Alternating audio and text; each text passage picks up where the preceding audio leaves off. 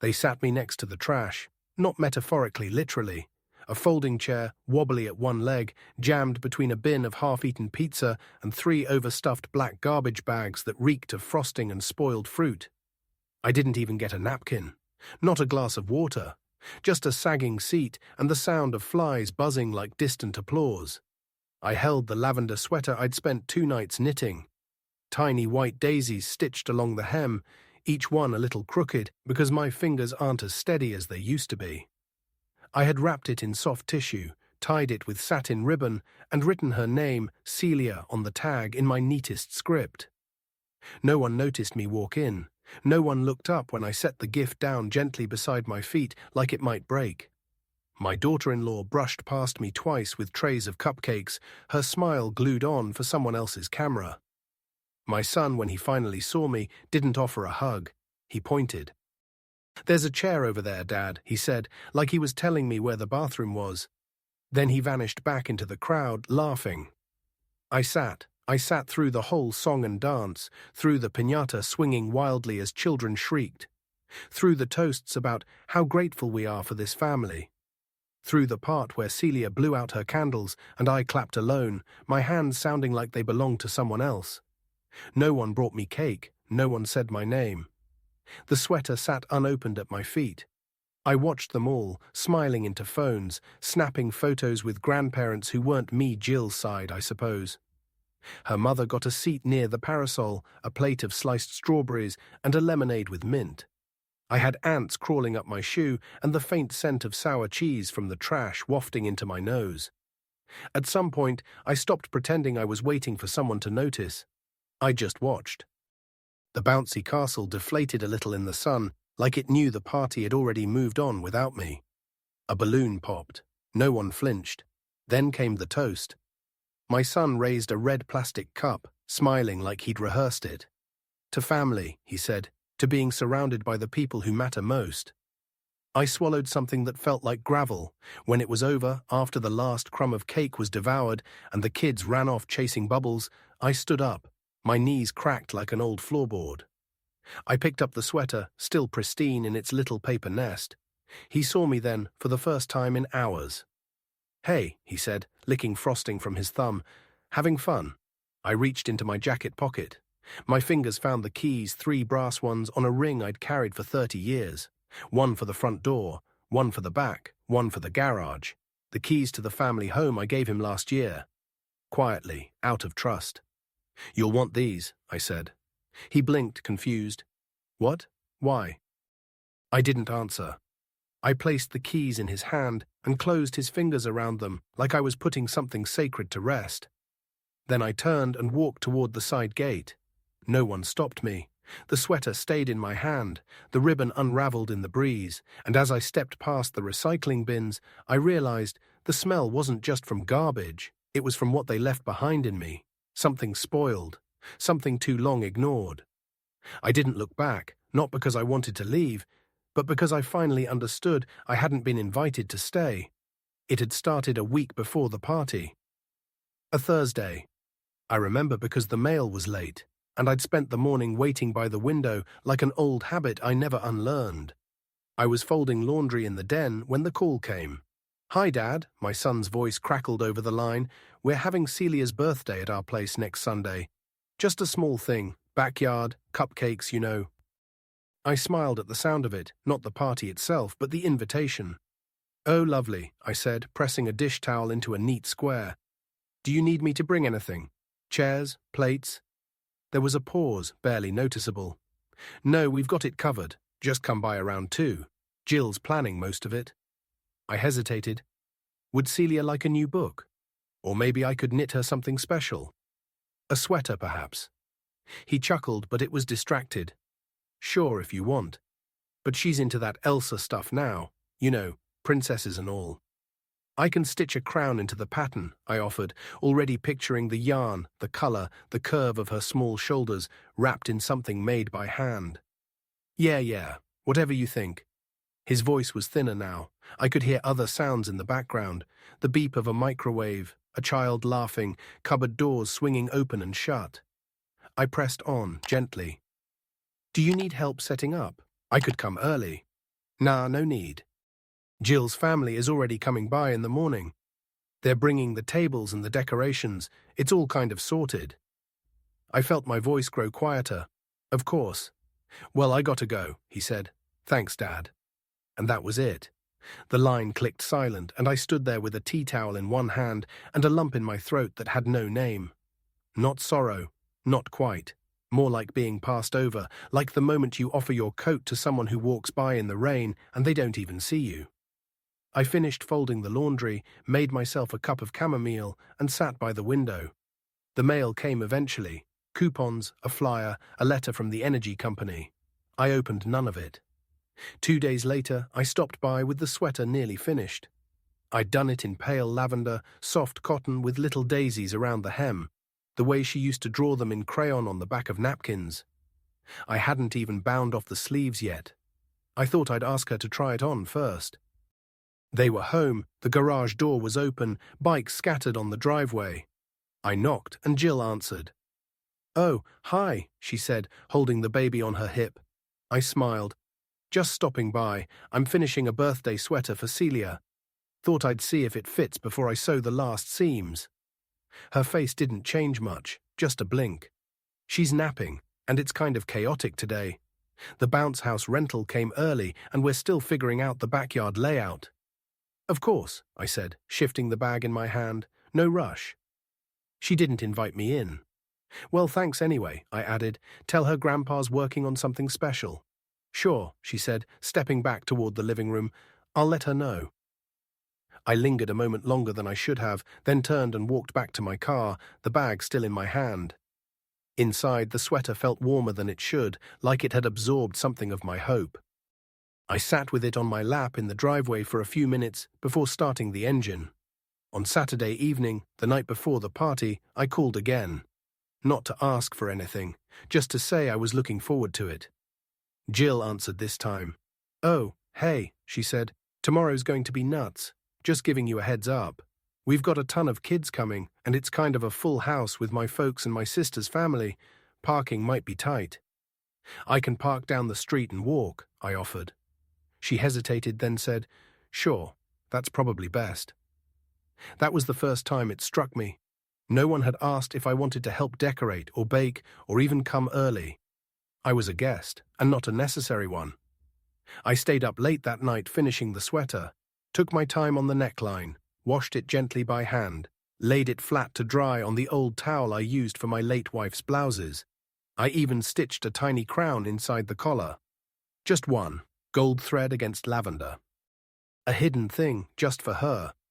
When I folded it into the tissue paper the next morning, my hands trembled more than usual. I tied the ribbon slowly, then drove across town, the gift beside me like something fragile and irreplaceable. I arrived early, just 20 minutes before the start, but already the lawn was dotted with streamers and tables and laughter. Jill's family was out front, arranging coolers, holding clipboards, chasing toddlers. I walked up the path and smiled at a woman I vaguely recognized from Christmas 3 years ago. She didn't return the smile, just turned to call for napkins. No one looked up, no one said hello. I stood there, sweater in hand, until finally I caught my son's eye from across the yard. He waved once, small, distracted, then went back to adjusting the umbrella over the cake table. I made my way around the perimeter, not wanting to disturb anyone.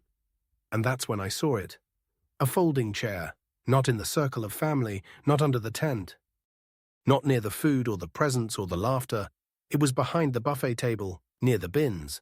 A plastic chair, slightly bent, tilted toward 3 black trash bags and a recycling tub filled with limp pizza crusts and used paper plates.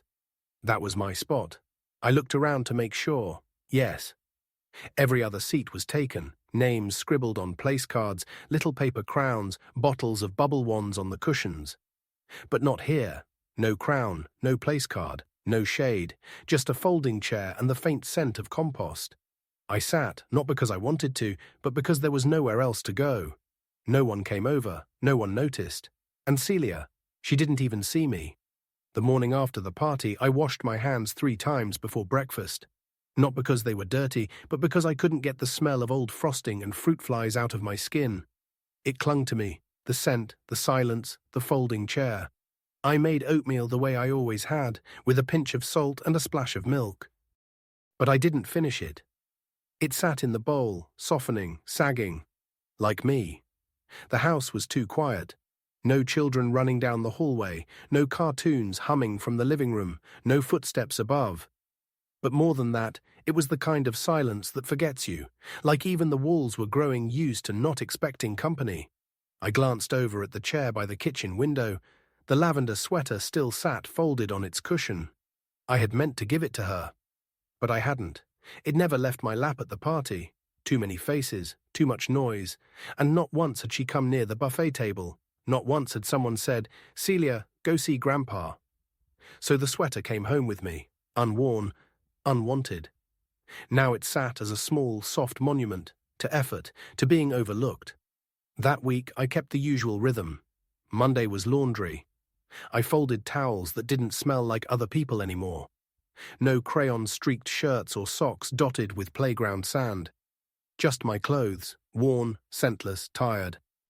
Tuesday I went to the market, bought 1 apple, 1 small carton of milk, a loaf of rye. The clerk didn't ask how I was. She never did, but I told her anyway. "Quiet week," I said, as she scanned the bread. She nodded without looking up. "Want a receipt?" I shook my head. "No need. I remember what I buy." She handed me the bag and turned to the next customer. I stood for a moment longer than I should have, then walked out. On Wednesday I baked, not because I needed to, but because the house smelled empty. So I made shortbread cookies, my wife's recipe. Still had her faded index card, butter stained at the corners, the tea in tablespoon smudged to a ghost. I lined the tray neatly, 12 rows, baked them golden. Let them cool by the window, and then I sat, watched the cookies turn cold, uneaten. Thought about wrapping a few up, driving over, leaving them on the porch for Celia. But the image of the folding chair stopped me. "No one wants what you make anymore," it whispered. The sweater, the cookies, you. I didn't throw them out, though. I couldn't. I packed them into a tin and placed it next to the lavender sweater. Let them sit together, like company. Thursday I watered the ferns, wiped the shelves, read the same paragraph of my book 4 times and couldn't remember a single word. I stared at the phone for nearly an hour. No calls, no missed texts, no accidental pocket dials. Just the blank screen, the weight of being uncalled. When the mail came, I lingered by the box longer than necessary. Junk mostly, catalogues, a political flyer. A letter from the bank addressed to our valued customer. That word, valued, caught in my throat. By Friday I was losing track of the hours. I walked into the kitchen 3 times to make lunch and forgot what I'd planned. I opened the fridge, closed it, opened it again. Eventually I sliced a pear and ate it standing up. The sweater was still on the chair, untouched. Each time I walked past it, I smoothed it without thinking. Straightened the ribbon, patted down the sleeves. I told myself I was preserving it for next time. But I knew. There wouldn't be a next time. That evening I set the table for 2, just out of habit. I laid the placemats, the embroidered ones we got on our 30th anniversary trip. Poured 2 glasses of water, lit a candle. Then I sat and stared at the place across from me.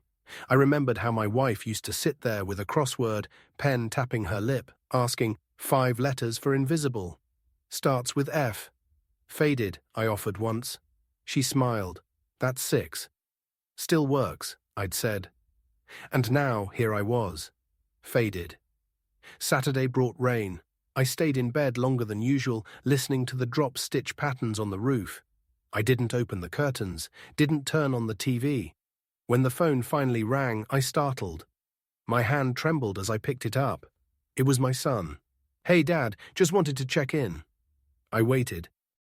Let him fill the air. "Sorry I didn't get a chance to really talk last weekend. It was kind of crazy. You know how it gets." I nodded, though he couldn't see. "Of course," he cleared his throat. "Did Celia see the sweater?" "She didn't," I said. "It didn't seem the right moment." "Ah, well, it's probably too small anyway. She's shot up like a weed." I felt that sentence like a splinter, small, buried, impossible to remove. "She's 6, I said quietly. "The sweater was for 6. He didn't reply. "Well, anyway," he went on, "Jill's got a yoga thing and Celia has a play date, so we're packed. But we'll catch up soon, yeah?" "Sure. You take care, okay?" I looked at the sweater, still folded, still waiting. "I will," I said, and the line went dead. Sunday morning I took the sweater and placed it in the hall closet, on the top shelf beside the shoebox of sympathy cards from my wife's funeral and the brittle paper garland Celia made me 3 Christmases ago. I left the ribbon tied. I closed the door slowly, gently, like tucking in a child, and as I stepped back, I caught my own reflection in the hallway mirror. A man not quite angry, not yet broken, but fading. Like the sweater's color after too many washes, still soft, still warm, but no longer seen. The sweater pattern was old, a printout from a magazine clipping, yellowed at the edges and tucked between the pages of a recipe book I hadn't opened since Marlene passed. But the moment I saw the tiny daisy border, I remembered. Not just the sweater, not just the yarn. I remembered the first time Celia called me Grandpa. It was the summer she turned 2, hot, syrupy days thick with the scent of cut grass and grilled corn. She couldn't pronounce the R yet, so it came out Ganpa, soft and stumbling, like the way she toddled around the patio in her sun hat and jelly sandals. I had built her a sandbox. Nothing fancy, 4 wooden planks, some smooth corners, a tarp to keep the raccoons out. But I painted it bright blue, her favorite color, and added stencils of white daisies along the sides. The same kind of daisies I'd later stitch into that sweater. She watched me paint them, her chin resting on the edge of the deck, eyes wide, clutching a purple popsicle in one sticky hand. "Gampa makin' flowers," she said. "That's right," I told her, dipping the brush again. "Just for you." She offered me a bite of her popsicle, already half melted and dribbling down her arm. I took it, sticky, sweet, tasting faintly of grape and toddler pride. When the sandbox was finished, she sat in it for 3 hours straight. Dug trenches, buried her plastic dinosaurs, talked to herself in that magical toddler language that sounds like spells. I brought out a lawn chair and sat beside her, sipping lemonade. Marlene took a picture from the porch. It's still on my mantel, me in that old straw hat, Celia grinning up at the sky, a single daisy painted on her chubby cheek. That night she wouldn't go to bed, kept asking for Ganpa story. So I sat beside her tiny bed, on the faded pink rug, and told her a made-up tale about a daisy who wanted to see the world. She fell asleep holding my finger like it was a lifeline. There was another time, not long after Marlene died. Celia was 4 then. I was living in the house alone, the one I gave to my son last year. Grief was a houseguest that wouldn't leave, always rearranging the furniture, opening drawers I didn't want opened. It was my birthday, the first one without her. I hadn't told anyone I didn't want to celebrate. I just hadn't said anything. Thought I could let the day pass like weather, grey, unnoticed. But that afternoon the doorbell rang. I opened it to find Celia, bundled in her puffy coat, holding a handmade card. Her parents stood behind her, uncertain, clearly unsure if they were intruding. She handed me the card without a word. Inside was a crayon drawing, 2 stick figures holding hands under a smiling sun. One wore glasses like mine, the other had a daisy in her hair. "That's us," she said solemnly. I bent to pick her up, and she wrapped her arms around my neck like she'd been waiting to all day. "We brought pie," my son said, lifting a foil tin from a brown paper bag. "Cherry. I know it was Mum's favorite." I didn't say anything. I couldn't. We sat at the table that night, all 4 of us. A little awkward, a little quiet. But together. Celia sat on my knee while we ate pie, and at one point she picked a daisy from the little vase by the sink and tucked it behind my ear. "You're the flower now," she giggled. And for a moment the grief softened. It didn't disappear, but it loosened its grip just long enough for me to laugh. The sweater pattern was from that same memory, the daisy she tucked behind my ear. I'd told myself if I ever knit something for her, it would have those petals stitched in. It took me 3 tries to get the embroidery right. Each daisy took 20 minutes. There were 11 around the hem. One for every time she'd called me Grandpa in that old voicemail I still kept saved, back when she was just learning to talk.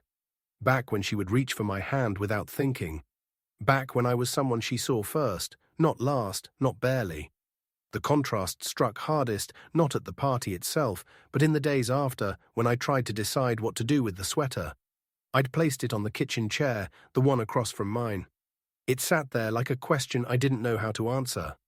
I thought of giving it to Goodwill, thought of mailing it to her with a note. But none of that felt right. Because it wasn't just a sweater, it was a story, a season, a promise. It was the sandbox daisies. The crayon card, the cherry pie, the hand tugging at mine in the cereal aisle because she wanted the kind with marshmallows. The time she spilled juice on my crossword and cried until I told her it made the puzzle more exciting. The song we used to sing in the car, "You Are My Sunshine," her high little voice always one note above mine. I picked up the sweater on Thursday morning and pressed it to my face. It still smelled faintly of lavender soap. The good kind.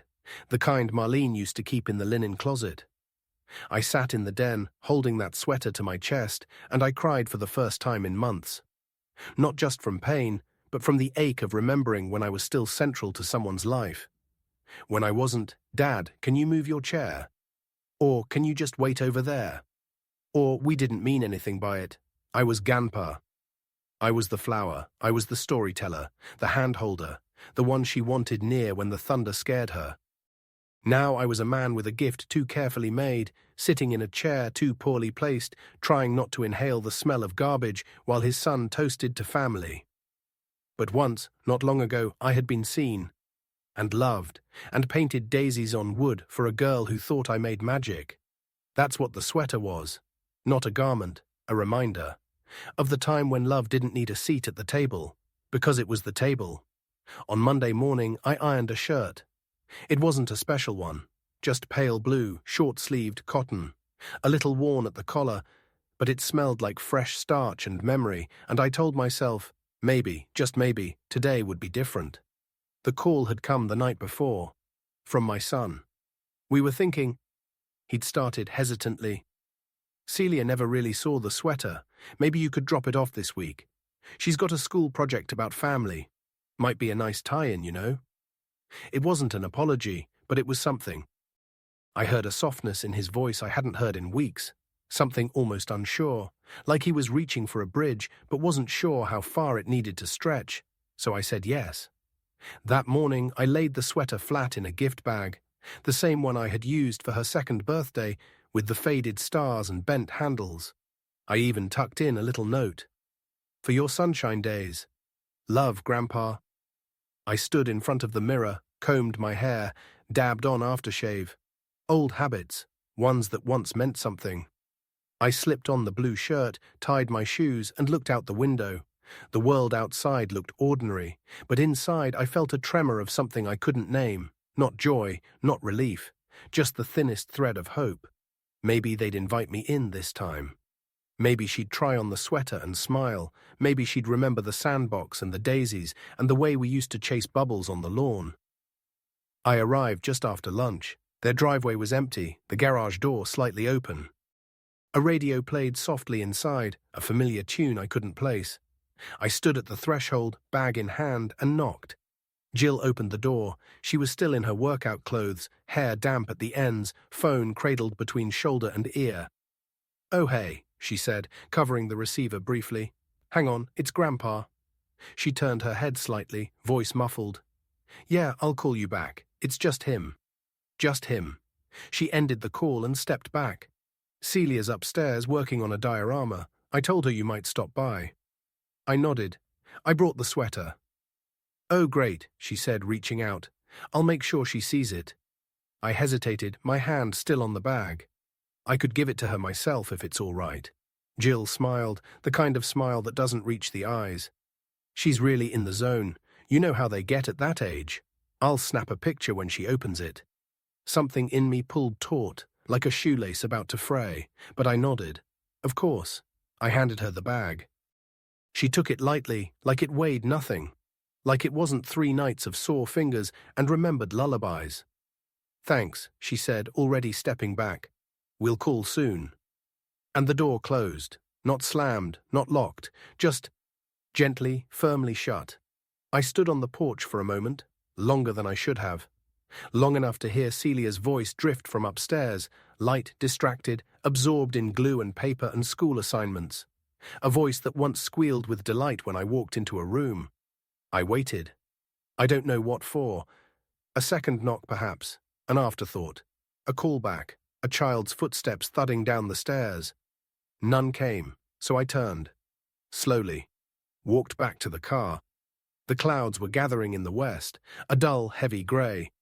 That night I made tea, sat by the window, opened the crossword. Closed it again. At 8:47 my phone lit up with a photo. Celia holding the sweater. Still folded. She smiled for the camera, but her eyes weren't on the lens. She was looking off to the side, mid-laugh, mid-sentence. The caption read, "She loves it. Thanks again." No call, no voice, no gamper. Just pixels and politeness. The next morning, I stood at the closet and stared at the space where my coat used to hang. The one Jill said was too bulky for their entryway. I'd brought it back home last fall, folded neatly, as if even it had overstayed its welcome. I pulled out the small duffel bag I kept from my road trip days. Sturdy canvas. Frayed at the straps. I hadn't used it in years, but it still smelled like pine and motel soap. I began to pack. Not everything, just the things that felt like mine, my watch. The pocket knife I'd carried since college. 2 books, one I'd read a dozen times, one I kept meaning to start. A photo of Marlene in her garden. The blue folder with the deed. And my spare set of keys. When I walked through the house that evening, I paused in each room. The kitchen where I'd roasted Sunday chickens and wiped sticky jam from little fingers. The living room where we'd danced one snowy Christmas to Nat King Cole, Celia on my feet, giggling. The den with the old recliner where I'd once fallen asleep reading Goodnight Moon aloud. Everything was still. Familiar, but no longer mine. The next morning I called the rental office in Bayshore. Asked if that coastal cottage I'd inquired about last spring was still available. It was. I signed the papers over the phone. That Sunday I dressed in the same pale blue shirt. Folded the keys into my jacket pocket. Drove to the party with a simple goal. To give back what no longer felt entrusted, only tolerated. And so when my son asked, "Having fun?" I pulled the keys from my pocket. "You'll want these," I said. He blinked. "What? Why?" "Because I'm leaving." "For the weekend?" "No, just leaving."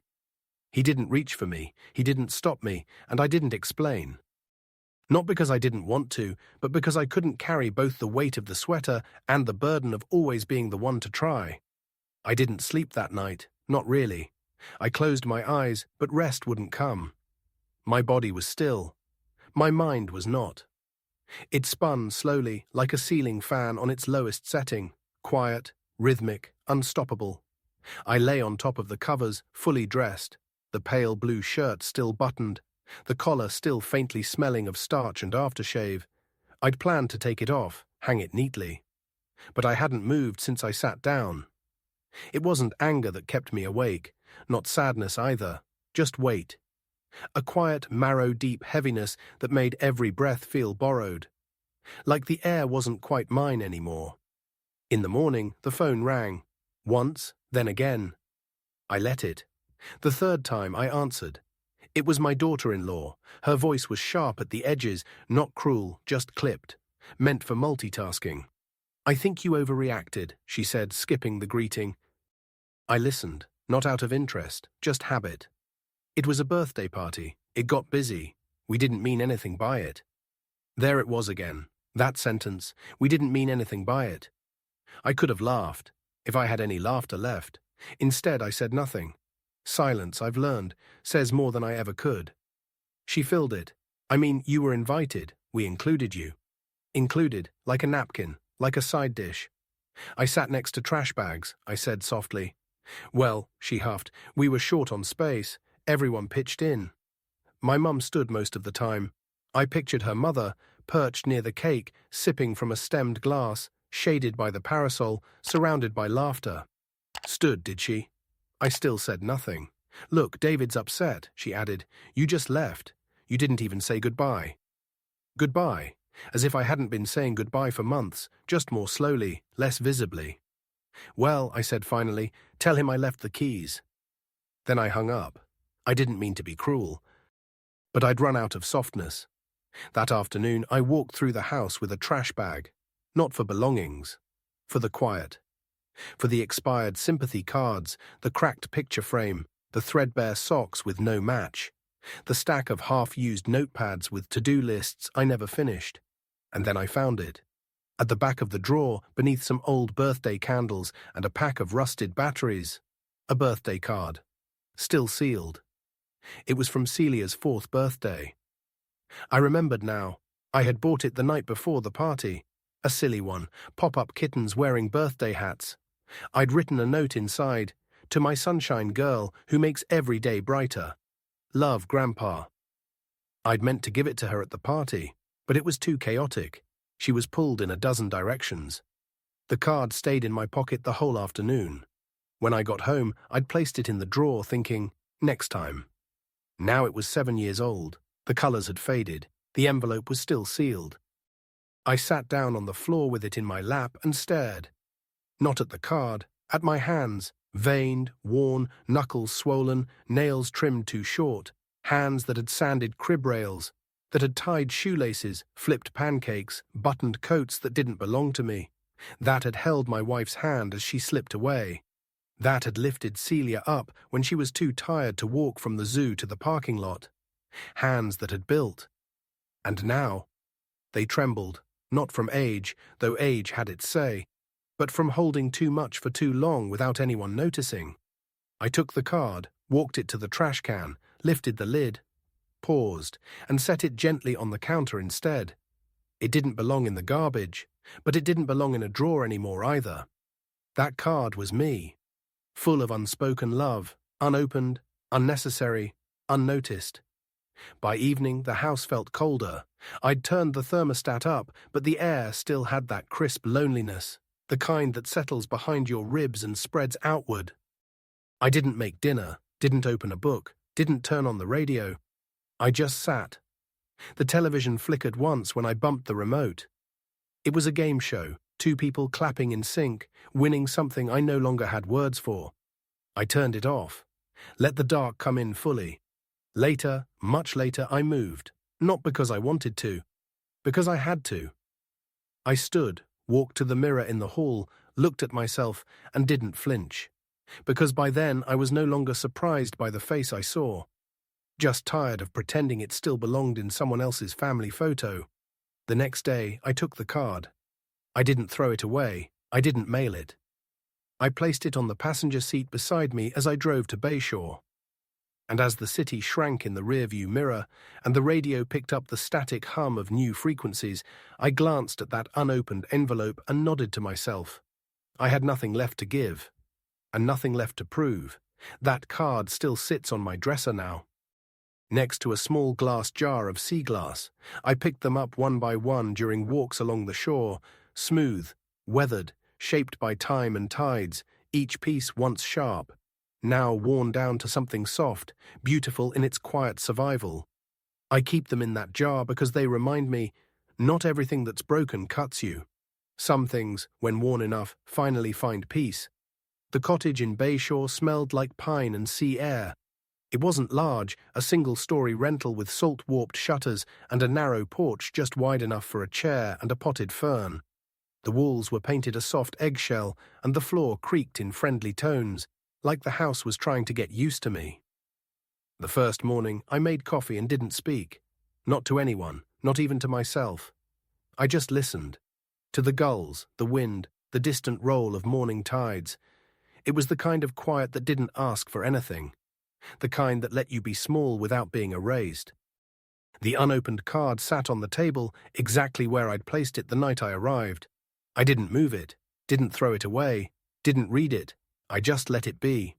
3 days passed before my son came. I heard the tires before I saw the car, the way gravel crunches when someone doesn't know how to park gently. He stood on the porch with hands in his pockets, shoulders sloped like a boy too old to apologize but too young to understand why he should. "Dad," he said. I nodded.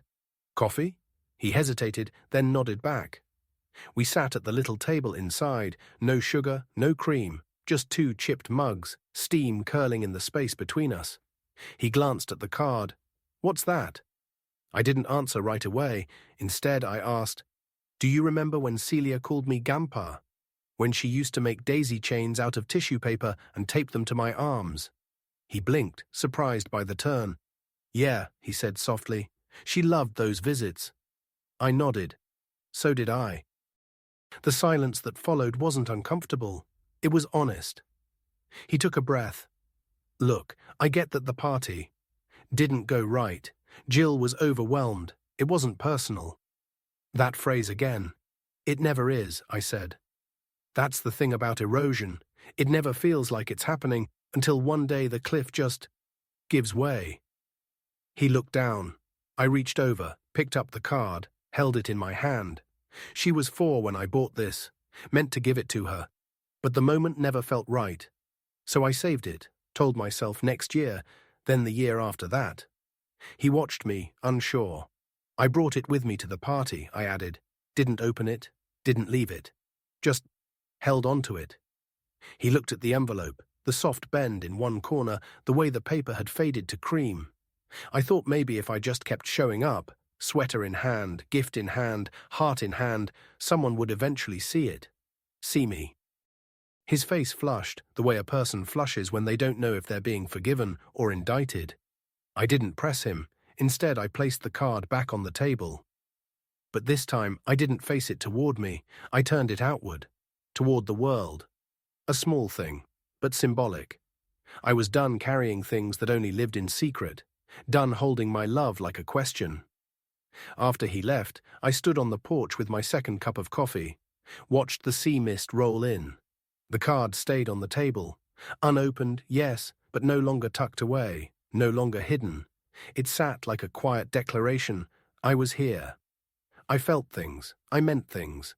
And even if no one ever responded the way I hoped, I would no longer pretend I hadn't offered it. That afternoon, I wrote a list, not of grievances, not of regrets, but of what I still wanted. 1. Fresh flowers once a week. 2. A library card. 3. To take up sketching again, maybe the dunes, maybe faces.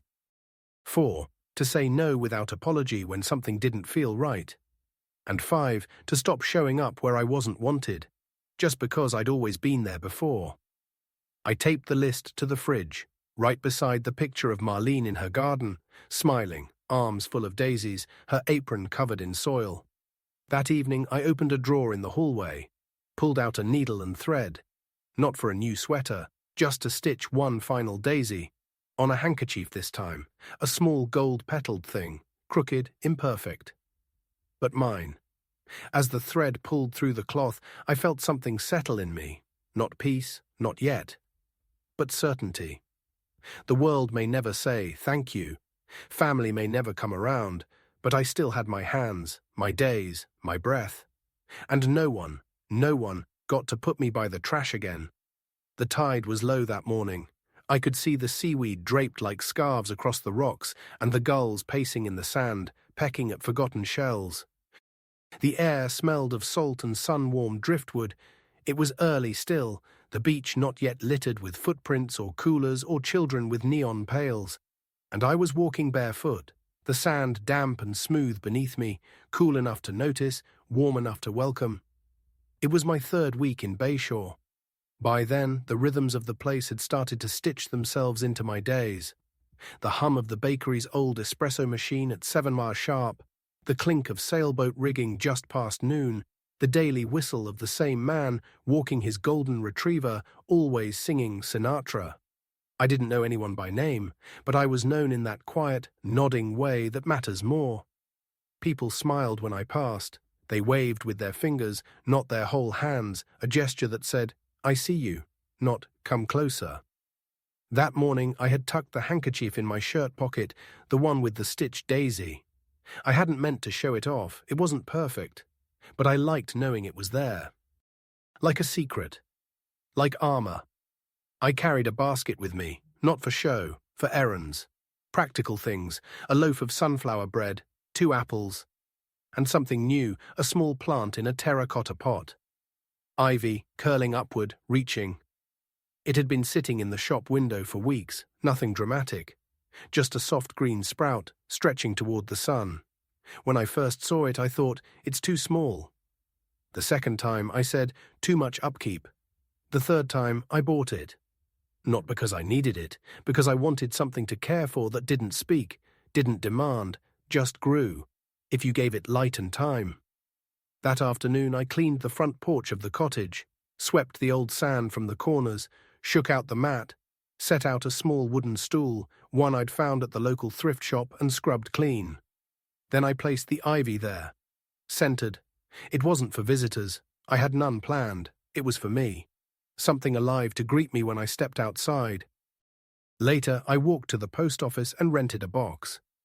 Number 342, the woman behind the counter asked if I needed mail forwarding. I shook my head. No, I said, this is home now. I watched her hands type in the information, list my name, the address, the key code. It was the first time in years I'd said that sentence aloud without hesitation. This is home, not their house, not the one with the folding chair and the trash bags and the party where I disappeared in plain sight. But here, among the wind and the ivy and the coffee that didn't come with obligations. That evening I wrote a letter, not to my son, not to Celia, to myself. I folded a page of lined paper and sat at the kitchen table. The card still lay nearby, unopened, but no longer heavy. It read, "You mattered. You mattered even when they forgot. You gave, and that giving was real, whether they saw it or not. This chapter is not about who didn't see you. It's about what you choose now. You are not waiting anymore. You are living." I placed the note beside the daisy-stitched handkerchief on the dresser. 2 small things, one written, one sewn, but both mine, proof that I was still here, still choosing, still whole. At twilight, I brought out a chair and sat by the plant on the porch. The sky dimmed to lilac and the clouds hung low like hushes. A family passed on bicycles, 2 kids, 1 parent, laughter trailing behind them like kite tails. The youngest girl waved at me. I waved back. She didn't know who I was, didn't know I had ever sat beside trash bags and waited for someone to see me. But in that second, I was seen. Not because I'd fought for it, but because I had stopped waiting to be placed where they thought I belonged. I had placed myself. The ivy had grown 2 new tendrils. They curled toward the porch rail like children reaching for something just out of view. Not desperate, just sure it would be there. I watered it that morning with care, pressed the soil with my fingers, whispered something to it without realizing I'd spoken aloud. "You're doing just fine." The sun was still low, a soft golden spill over the clapboard siding. The streets were still, even the bakery hadn't opened yet. That day I woke knowing it was time, not to return, but to end something quietly. I dressed carefully, pale blue shirt, the one I'd worn the day I left, washed, pressed, familiar. I folded the daisy handkerchief and placed it in my breast pocket, the stitching now softened from touch. The edges slightly frayed, not broken, just lived in. And then I picked up the card, the birthday card, unopened, unchanged. Still sealed, still faded at the corners, 7 years of waiting folded neatly into one envelope. I didn't read it, never did, because it had never really been for her. It had always been for me. A symbol of trying, of hope offered in silence, and now of what I no longer needed. I didn't drive to their house. I didn't mail it. Instead, I walked. Not far. Just down the quiet street to a small park that overlooked the cliffs, the place where the gulls circled and the wind never stopped moving, where the grass grew wild and children sometimes came with kites. It had a single bench, faded green, splintered at the edges. I sat down, listened to the sea breathe, watched the sky shift.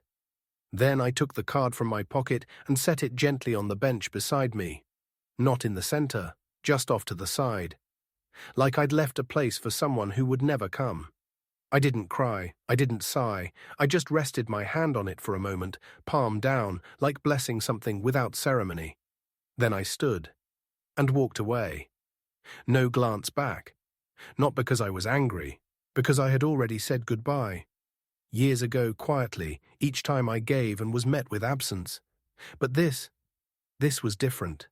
This was me choosing the exit, not being forgotten. Choosing. I passed the ivy on the way back in. Its leaves had shifted slightly in the wind, casting shadows that danced against the porch rail. I paused, brushed one leaf with my fingertip, then walked inside, put on the kettle, and watched the steam rise from the teacup as though it too was letting go. Sunday mornings have their own kind of light, not just in the sky, but in the way it falls through the window, soft, unrushed, golden like something steeped overnight. It spills across the hardwood, touches the ivy leaves, finds its way to the edge of my coffee cup like it knows I'm ready for it. That morning I sat outside the bakery, a quiet ritual now. Same table, second from the end. The one that catches both the breeze and the scent of cinnamon. The waitress, Lily, brought my usual without asking. Still the same. She smiled, I nodded. Still me, I said. She laughed. That's a good thing. And it was. Not because anything dramatic had changed, but because I had stopped waiting for someone else to decide whether I belonged. Families passed on the sidewalk, mothers balancing diaper bags and toddlers, fathers carrying foam coffee trays, children with jam-stained fingers skipping over cracks in the pavement like the world would open if they missed. I watched them, not with ache, not with longing, just with a kind of gentle curiosity, like seeing a painting I once helped create, now finished in another gallery.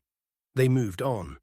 The scene shifted, but I remained, present, whole. I reached into my pocket and unfolded the daisy-stitched handkerchief, smoothed it once across my knee, not to show it off, just to feel it, just to remind myself, I made this, I chose this thread. I shaped something that lasted. It had once been a symbol of loss. Now it was something else. A banner, maybe. Small, quiet, but mine. The ivy was thriving on the porch, 3 new vines. I'd placed a small trellis behind it, and it had begun to climb, not fast. But surely, every evening I sat beside it and read aloud. Just a few pages. Just enough. The neighbors probably thought I was odd, an old man speaking softly to leaves. But I wasn't trying to be heard, I was just practicing presence. Sometimes I still thought of the house, of the folding chair behind the buffet table, of the 3 black trash bags, of the look on my son's face when I handed him the keys, confused, frosting on his lip, no idea what he'd lost. But those thoughts came like weather now, passing through, never staying, because I had learned something. The seat by the trash cans wasn't where they placed me. It was where I stayed, too long. Waiting, hoping, offering more softness than was ever met with care.